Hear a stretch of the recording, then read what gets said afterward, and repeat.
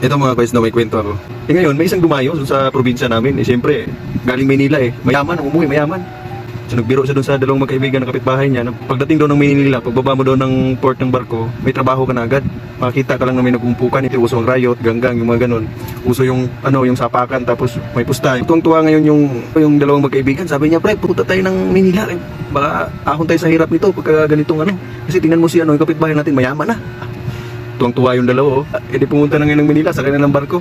Hindi naman sinabi nung kapitbahay kung anong trabaho pala doon. Ngayon pumunta na ngayon pagdating doon sa port, nakita agad ng dalawa. May nag-uumpukan agad doon. Bumaba sila, sabi niya, pre, napakaswerte natin. Bakit? Kasi pagbaba pa lang natin ng barko, may may ma-applyan natin yung trabaho nito. Sabi niya, oo nga pre. Lapit sila doon sa umpukan. Sabay-sabi doon sa nagsusulat ba ng pares-pares sa laban. Sabi niya, sir, pwede ba akong mag-apply dyan? Sabi nung Tagalog, nagulat. Sabi niya, saan ba kayo galing? Mindanao. Sabi, gusto na ma-apply trabaho, sir, para makaahon kami sa hirap. Pusang galaya, hindi niya alam, suntukan pala yung nasa loob. Wala na sinabi yung naglilista. Sabi, sige, kalang ka namin. Taga Mindanao di kinala ngayon. Pagpasok dun sa loob, suntukan pala, may pusta. Ang laki ng kalaban. Sabi nung isa, pre, ikaw muna, pre. Suntukan pala to. Sapakan, puta, binugbog yung kasama niya. Yung isa natakot kasi yung kasunod yung kalaban, sobrang laki.